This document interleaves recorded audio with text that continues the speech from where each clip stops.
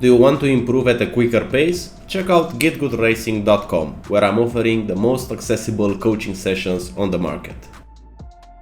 Now for the track guide. Now, apologies for the quality of this video. I messed up the recording and chose a very low bitrate. So all the track guides from this week are gonna be in lower quality. Hopefully we can still see the references and so on.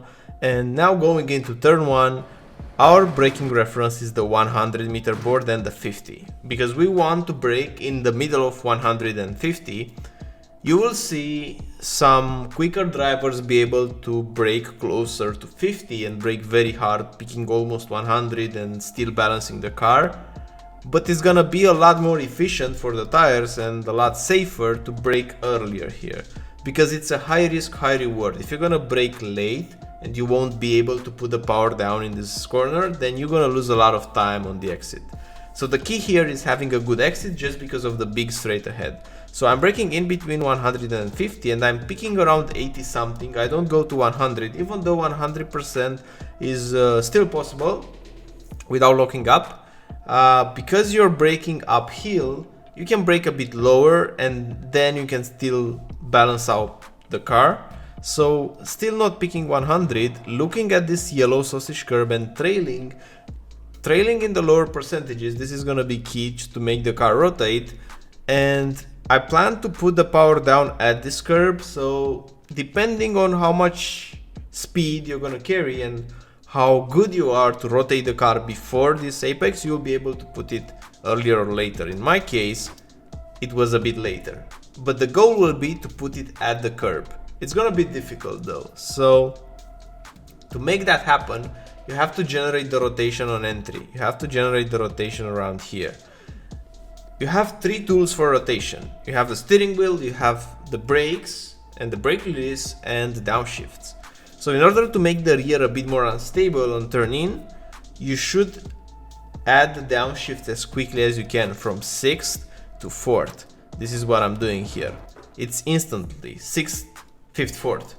So the timing is important, but now whenever you're gonna release the brakes, it's important to trail brake in the lower percentages. In my case, I was still holding this pressure around 26 here, which was a bit too much. And because you're turning and braking at the same time, you will have a bit less grip on the fronts and the car will start to turn less actually. So the goal will be a trail brake but with less percentage. So imagine that you're gonna pick very high initially, then quickly drop it around 15% and then trail in 15-10%, something like that, in order to be able to put the power down here. But it's gonna be still very difficult. However, if you're gonna be a bit later, that's not gonna be the end of the world. The important thing is that whenever you go on power, to have the least amount of corrections under power. In my case, the exit wasn't perfect as well, as you can see. So this corner was really not a good example of how you will take turn 1 with this car. You will try ideally to not have this correction on throttle. So whenever you push the throttle, you stay on throttle. I had to do this small plateau here just because the rotation was not yet there. However, what I still managed to do in this lap is to use all the track and use this yellow sausage curb.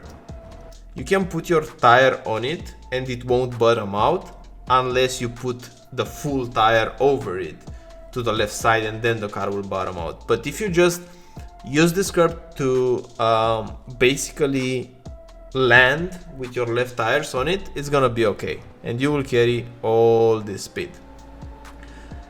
Now, in terms of track usage, this is something that I didn't mention, but it's a theme in Red Bull Ring. I found that if you put the antenna on the drain, it will be an off track. Most of the times under braking, the car is gonna move slightly and you're gonna take the off track.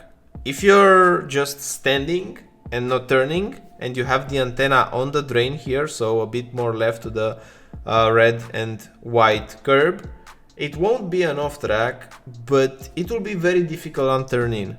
So what I'm doing, just to be super confident that I'm not taking the off track, is to align my antenna with the middle of the red and white curb, maybe just a bit more to the left. So let's say a bit more than middle to the left, but not all the way to this drain right here. And this will be something that I'm gonna do in each corner, because the next corner as well, very similar approach under braking. The only difference is now that this corner here we have to slow the car a lot more. It's very easy to lock up the tires. So firstly, aligning myself so that I'm almost close to the drain with the antenna, but not on the drain, so I'm not picking up the off track.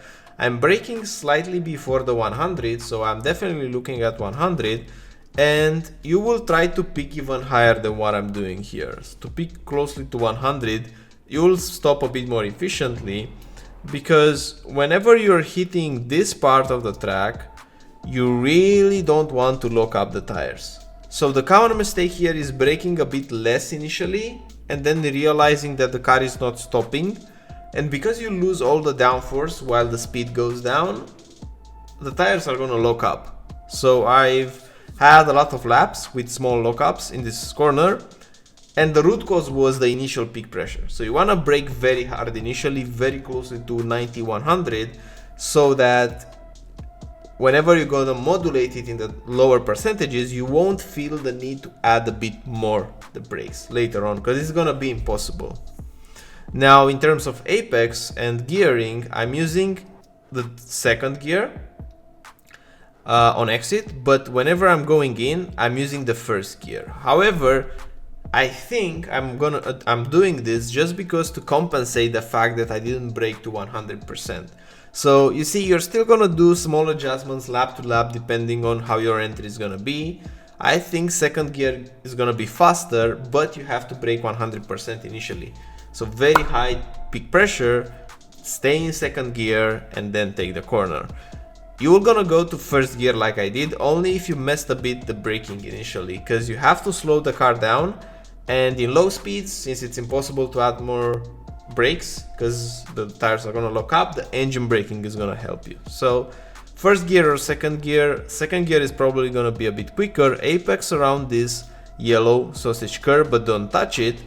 And then on the exit, be gentle with the throttle so that the car won't spin, because the grip levels here are changing. So whenever you're going from this part here, you have more grip because it's a compression, but right now, since you go uphill, it's a crest, you have less grip, so less grip, then you have to modulate the throttle application. Use this yellow sausage curve as well so you can stay on throttle. And now going into the next corner, again very similar approach. We want to align the antenna with the drain, but keep it just slightly to the right. I'm looking at the 100, but this time I brake past the 100 meter board. The same thing is gonna be, the closer you are to 100% peak pressure, generally the better it's gonna be. In my case, in this lap, it seems like in all the corners I didn't use all the grip on the braking, so definitely not a perfect lap. I'm just trying to point out here things that can be improved though. So in this corner, it's very easy to lock up the right front whenever you're doing this. So it's very important to trail brake in the lower 15 percentages when you're approaching this curb. Because if you're gonna hold like a 20% trail brake, then the inside right is gonna lock up and then you will have a bad exit. Also, use this curb to hook up the tire and then put the power down. You see this gap here? This gap is the result of not braking hard enough initially. So keep that in mind. You don't want to see these gaps in your inputs, and usually you'll have them just because if you're gonna put the power down, the car is gonna understeer. The car is gonna understeer if you put the power down because the rotation was not there. The rotation was not there because the initial braking was not done properly. So it's a chain reaction that happens, and it's very important to notice it in your driving since you can adapt and solve it. Now going into this left-hander, using this track, aligning myself so I'm with the antenna again almost in between the green and the red, braking at the 50, And it's important here to apex as late as you can and going around this white line, trailing in the lower percentages and not hit this curb. If you're gonna hit this curb, it will bounce the car a bit more to the outside and it's gonna be very difficult to not get the gravel trap or slow down unnecessarily. So apex just around the left-hander. And now for the next corner, you want to go straight here. You want to use the track as much as possible. So you want to open up with every part of the track that's going to be available. And here, if you go just, instead of following the white line, if you go to the right part of the white line, it's still not going to be an off track. And you can open up and turn from this angle. It's going to be super important. When turning, keep 100% brake pressure.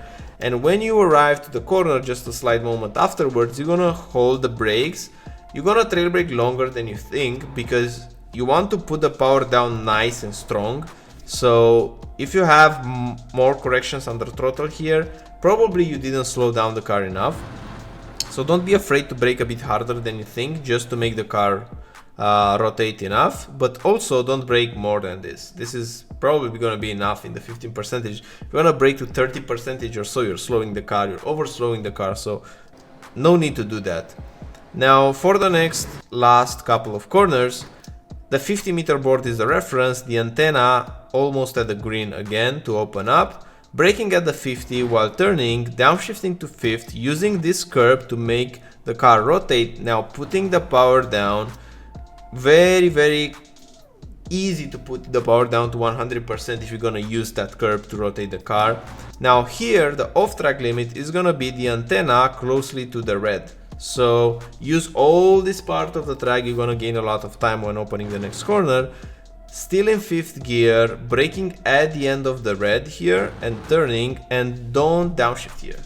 Keep the momentum rolling, keep 5th gear. Just brake a bit more than you think because you have to almost hit this yellow sausage curb, and because you have a compression here, the moment that you're gonna feel the suspension loading, that's the moment that you put the power down to 100% very quickly. You're gonna use all this track, and in short, that's a track guide of Red Bull Ring with Super Formula. I wish you a great week ahead and I will see you on the next one. Bye bye.